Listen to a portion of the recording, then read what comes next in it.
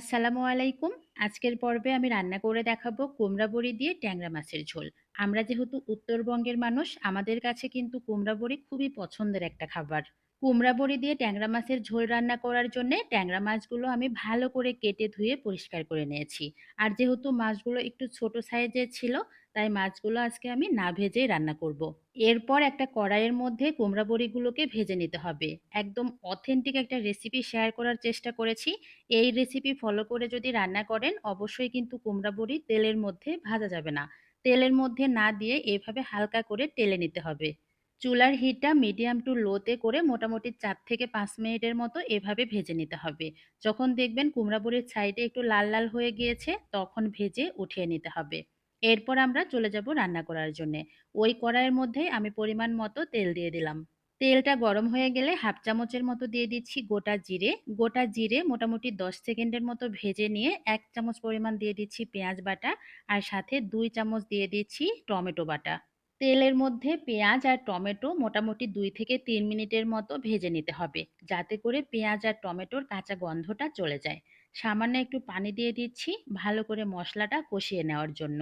এরপর এর মধ্যে দিয়ে দিচ্ছি হাফ চামচ পরিমাণ আদা বাটা, হাফ চামচ দিয়ে দিচ্ছি রসুন বাটা, সামান্য একটু দিয়ে দিচ্ছি হলুদের গুঁড়া আর ১ চামচ দিয়ে দিচ্ছি মরিচের গুঁড়া, হাফ চামচ দিয়ে দিচ্ছি ধনিয়া গুঁড়া আর সাথে স্বাদমতো লবণ।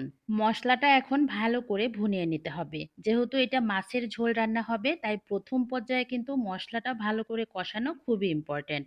৪ থেকে ৫ মিনিটের মতো মশলা কষিয়ে নিয়েছি। এরপরে দিয়ে দিচ্ছি আগে থেকেই কেটে পরিষ্কার করে রাখা ট্যাংরা মাছ। মশলার মধ্যে মাছগুলো দিয়ে দেওয়ার পরে এখন ভালো করে কষিয়ে নেওয়ার পালা। যেহেতু মাছগুলো না ভেজেই রান্না করছি তাই চেষ্টা করব খুব ভালো করে সময় নিয়ে মশলার মধ্যে মাছ কষিয়ে নেওয়ার। ৪ থেকে ৫ মিনিটের মতো মশলার সাথে মাছ কষিয়ে নিয়েছি। এখন দিয়ে দিচ্ছি ঝোলের জন্য পানি। মোটামুটি এখানে ৩ কাপের মতো পানি ব্যবহার করেছি। প্রথম পর্যায়ে ঝোলটা একটু বেশি মনে হবে, তবে কুমড়া বড়ি দেওয়ার পরে কিন্তু ঝোলটা অনেকটাই টেনে যাবে। তাই পানির পরিমাণটা বাড়িয়ে ব্যবহার করতে হবে। ঢাকনা দিয়ে ঢেকে ঝোলটাকে ভালো করে ফুটিয়ে দিলাম। মিনিট ১০ রান্না করেছি। ১০ মিনিট রান্না করতেই কিন্তু ঝোলটা ফুটে উঠেছে। এই পর্যায়ে দিয়ে দিচ্ছি ভেজে রাখা কুমড়া বড়িগুলো। কুমড়া বড়িগুলো দেওয়ার পরে কিন্তু আর বেশিক্ষণ রান্না করব না। মোটামুটি ৩ থেকে ৪ মিনিটের মতো রান্না করলেই কিন্তু রান্নাটা কমপ্লিট হয়ে যাবে। কুমড়া বড়িগুলো যখন দেখব বলক উঠে একদম বড় বড় সাইজ হয়ে গিয়েছে, এই পর্যায়ে কিন্তু বুঝে নিব রান্নাটা হয়ে গিয়েছে। বেশিক্ষণ ধরে রান্না করলে কিন্তু কুমড়া বড়িগুলো একদম ভেঙে যাবে, তখন খেতে ভালো লাগবে না। এখন লাস্টের দিকে দিয়ে দিচ্ছি সামান্য একটু ভাজা জিরের গুঁড়া। অনেকেই আছেন ভাজা জিরে গুঁড়া খেতে পছন্দ করেন না, তারা কিন্তু জিরে গুঁড়াটা স্কিপ করে এমনিতেই তরকারিটা নামিয়ে নিতে পারেন। এই তরকারিটা গরম গরম ভাতের সাথে খেতে যে কি মজা লাগে, যারা খেয়েছেন তারা তো অবশ্যই জানেন। আর যারা কখনো একবারও খান নাই তারা একদিন এই পদ্ধতিতে রান্না করে দেখবেন।